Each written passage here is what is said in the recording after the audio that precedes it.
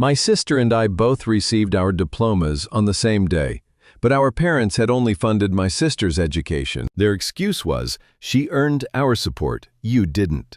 They were in the front row at our graduation ceremony, but the color drained from their faces when they realized the truth. The fabric of the graduation gown was stiff and smelled faintly of plastic wrap. It was one of those ridiculously humid May afternoons in North Carolina, the kind where the air feels thick enough to drink. The massive Coliseum buzzed with the nervous energy of thousands of students, a sea of black caps and colorful tassels. My tassel was for the business school, a respectable shade of drab brown. A few rows over, my sister, Mia, had a vibrant white one for her arts degree. We were both here, both about to walk across the same stage, but our journeys here couldn't have been more different. I could feel a blister forming on my heel from the cheap dress shoes I'd bought on clearance. They were the only new thing I'd allowed myself for this day. Everything else, the cap and gown rental, the graduation fee, the 4 years of tuition, books, and late-night ramen noodle dinners, had been paid for by my own 2 hands. I scanned the stands for our parents. It wasn't hard to find them. Front row, dead center. My dad Tom had his ridiculously expensive camera with a lens the size of a cannon pointed vaguely in our direction. My mom Susan was waving, a brilliant, proud smile plastered on her face. The wave, of course, was for Mia. When my eyes met hers, the smile tightened into a polite, thin line, accompanied by a small, almost obligatory nod. It was the same look I'd gotten for 4 years, the "we're still your parents, so we have to be here" look. My stomach clenched, the same old knot of resentment tightening inside me. I remember the day it all started, as clearly as if it were a scene from a movie I'd been forced to rewatch 100 times. We were in the living room of our suburban home in Charlotte. The room was always immaculate, decorated in shades of beige and cream, like a magazine photo where no one actually lives. I had my acceptance letter from the State University's business school in my hand, my heart hammering with excitement. Mia had gotten her acceptance to the university's prestigious design program a week earlier. "That's wonderful, honey," Mom had said, barely looking up from sorting the mail. "So, I was thinking we could talk about the financial aid forms," I began, my voice trailing off as my dad lowered his newspaper. He took off his reading glasses and looked at me over the top of them. It was his serious, "I'm about to teach you a life lesson" look. "Ava, your mother and I have discussed this. We've decided to fully fund Mia's education." I blinked, confused. "Okay, and mine?" A heavy silence filled the pristine room. Mom finally put the mail down and folded her hands in her lap. "Well, honey," she started, using the soft, placating tone that always preceded bad news. "Mia has shown such passion, such a gift. Her portfolio was exceptional. She's truly earned our support." The implication hung in the air, thick and suffocating. "And I haven't?" I whispered, the words catching in my throat. "It's not about that," Dad said, though his tone said it was exactly about that. "It's about investing in a sure thing. Mia's talent is undeniable. You've always been more practical. We're sure you'll figure it out. It'll build character." Building character became my life for the next 4 years. It meant working double shifts at a diner just off campus, the smell of grease clinging to my hair and clothes. It meant trading sleep for study sessions, fueled by bitter, cheap coffee from the library's vending machine. It meant watching my friends go on spring break trips to Florida while I picked up extra shifts to pay for a summer class. I lived in a cramped off-campus apartment with 3 other girls, sharing a bathroom that was perpetually grimy and a fridge that was always half empty. My life was a series of calculations. How many hours I needed to work to cover my rent, how many meals I could get out of a 10-pound bag of rice, how long my 2005 Honda Civic would last before its rattling engine finally gave up. Mia's life, meanwhile, was the picture of the perfect college experience my parents had paid for. She had a stylish 1-bedroom apartment closer to campus, the one they'd co-signed for and furnished. Her Instagram was a glossy highlight reel of sorority formals, weekend trips to Asheville, and photos of her beautiful, expensive art supplies arranged just so. She drove a new white SUV they'd bought her as a graduation from high school gift. Once, during sophomore year, I was on the city bus, exhausted and soaked from a sudden downpour, when she drove past me in that pristine car, laughing with a friend in the passenger seat. She didn't see me, or maybe she did. At that moment, shivering in my damp clothes, the bitterness felt like a physical thing, a cold stone in my gut. The division wasn't just financial, it was emotional. Every phone call home was centered around Mia. Mia's professor said her latest project was brilliant. Mia needs some extra money for a special workshop in New York, so things are a bit tight. Mia's feeling so stressed, we're going to drive up and take her out for a nice dinner. When I tried to share my own successes, making the dean's list, landing a competitive internship, winning a case competition, I was met with faint praise. "Oh, that's nice, Ava. Keep up the hard work." It was like my accomplishments were pennies while Mia's were $100 bills. They simply didn't have the same value in their eyes. I tried to talk to Mia about it once. I found her on campus, sitting under a large oak tree, sketching in a leather-bound book. "It just feels unfair," I said, trying to keep my voice even. "Why is it like this? Why do they treat us so differently?" She looked up from her sketchbook, her expression a mixture of pity and annoyance. "Ava, I don't know what you want me to say.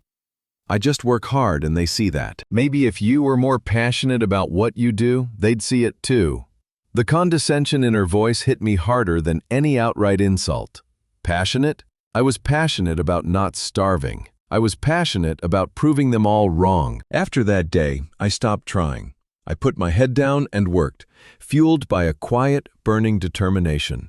My relationship with my family became one of polite distance, a performance we all played at during holidays. I'd listen to them praise Mia, smile my tight little smile, and count the minutes until I could go back to my own life, the one I was building for myself, brick by painful brick.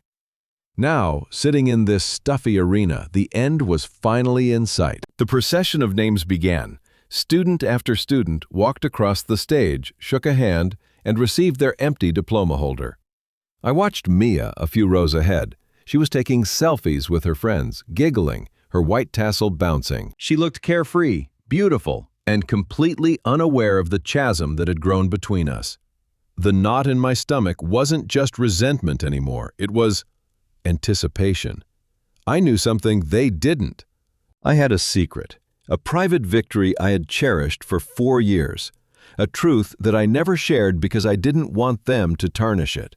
They had made their choice, and in doing so, they had freed me.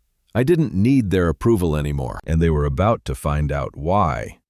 The announcer's voice droned on, getting closer and closer to the M's, and I just sat there, my hands folded calmly in my lap, and I waited. The air crackled, or maybe that was just in my head. The alphabetical roll call was endless. "Mia Miller," the announcer finally called out. My parents leaped to their feet.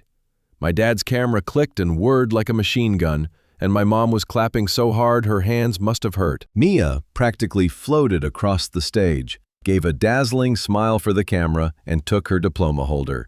She waved it in the air toward our parents before descending the steps. They sat back down, beaming, their duty done. My mom dabbed a tear from her eye. My dad was already scrolling through the photos on his camera, probably picking the best one to frame. They exchanged a look of pure, unadulterated parental pride. They barely glanced at the stage anymore. In their minds, the show was over. Their star had performed. I felt a strange pang, not of jealousy, but of a deep, hollow sadness for what we could have been. But there was no time for that. A few minutes later, my name was called. "Ava Miller." I stood up. From the front row, I received a smattering of polite claps from my parents. My dad raised his camera half-heartedly and snapped a single perfunctory photo. My mom's smile was the same one from earlier, thin and distant. I walked toward the stage, my head held high. I could feel the blister on my heel screaming, but I didn't care. I walked past the spot where Mia was now sitting with her friends, and she gave me a quick thumbs up before turning back to her conversation. I shook the dean's hand, took my diploma holder, and started to walk off the stage, just as hundreds had before me. But then the provost, a stern-looking woman named Dr. Albright, stepped up to the main podium. "Ladies and gentlemen, before we continue, we have a few special honors to present," she announced, her voice booming through the speakers. The general murmuring in the Colosseum quieted. Each year, the Board of Trustees presents the Chancellor's Medal to one graduating senior from the entire university. This medal is not just for academic achievement. It is for a student who has demonstrated extraordinary resilience, leadership, and a commitment to excellence in the face of significant challenges. My heart started pounding. I knew I had been a finalist, but I never ever thought, "This year's recipient is a truly remarkable individual," Dr. Albright continued. This student maintained a perfect 4.0 GPA in a rigorous honors program. They did this while working over 30 hours a week to self-fund their entire education. After being awarded the prestigious and highly competitive National Starlight Foundation Scholarship, a full-ride scholarship granted to only 20 students in the country. A wave of murmurs rippled through the crowd. I instinctively glanced at my parents. Their faces were blank, still basking in the afterglow of Mia's walk. They were probably assuming this award was for some prodigy they'd never heard of. My dad whispered something to my mom, and she laughed. Dr. Albright's voice cut through their bubble. This student embodies the very spirit of this university, a spirit of tenacity and brilliance. It is my immense honor to present the 2024 Chancellor's Medal to Ms. Ava Miller. The world went into slow motion. My name echoed through the Colosseum, followed by a thunderous wave of applause. The Jumbotron, which had been showing a generic university logo, suddenly flashed to my face. Confused, shocked, and utterly overwhelmed. I stood frozen by the side of the stage. A staff member gently nudged me back toward the center, and then my eyes found them. The front row, the smiles on my parents' faces, had vanished. They were gone, replaced by identical masks of stark, slack-jawed disbelief. My dad's camera dangled from the strap around his neck. My mom's hand was pressed against her mouth, her eyes wide with a horror that was almost comical. Their faces, moments ago flushed with pride, were now ashen. The color had completely drained from them. My dad looked from the Jumbotron to me, then to the program in his lap, as if it were written in a foreign language. He looked at my mom, who just stared at me, her expression crumbling. This was the moment. This was the truth they were finally realizing. The truth wasn't just that I had succeeded. The truth was that their entire narrative, the foundation of our family dynamic for the past 4 years, was a lie. The daughter they had dismissed as practical and not worth the investment had not only survived without them, she had soared. She hadn't failed to earn their support. She had made their support irrelevant. I walked back to the podium on unsteady legs. Dr. Albright placed the heavy bronze medal around my neck. The applause was a deafening roar. As I looked out at the crowd, I saw my parents again. My dad had sunk back into his seat, looking smaller than I'd ever seen him. My mom was staring at Mia, whose own face was pale and bewildered. The perfect family portrait had just been ripped to shreds in front of thousands of people. After the ceremony, it was chaos. People were patting my back, shaking my hand. My friends engulfed me in a massive group hug, screaming and cheering. Through the crowd, I saw my parents making their way toward me, their movements slow and uncertain, as if wading through thick mud. "Ava," my dad started, his voice raspy. He couldn't seem to look at me directly. We didn't know. About the scholarship, why didn't you tell us?" "You told me it builds character," I said, my voice quiet but steady. The bitterness was gone, replaced by a strange, hollow calm. "You made it very clear that my path wasn't the one you wanted to invest in, so I found my own investors. This was mine. I didn't want you to be a part of it." My mom started to cry softly. "Honey, we're so proud of you. We had no idea." Before I could respond, my Aunt Carol, my mom's sister, pushed through the crowd and wrapped me in a fierce hug. "I am so unbelievably proud of you, Ava," she whispered in my ear. Then she pulled back and her expression became serious. She glanced over at my parents and Mia, who was now standing beside them looking miserable. "Listen," she said, lowering her voice. "There's something else you don't know. Your parents weren't just paying for Mia's classes. They were paying for her to retake them. She failed 2 semesters of her core design program and had to start over. They've spent almost double what they told anyone, just to make sure she could graduate today. They were hiding it. The final piece of the puzzle clicked into place with a sickening thud. It wasn't just about favoritism. It was about image. They weren't investing in a sure thing. They were desperately patching the leaks in their chosen investment, propping up a facade of success while I was out there actually building one from the ground up, all on my own.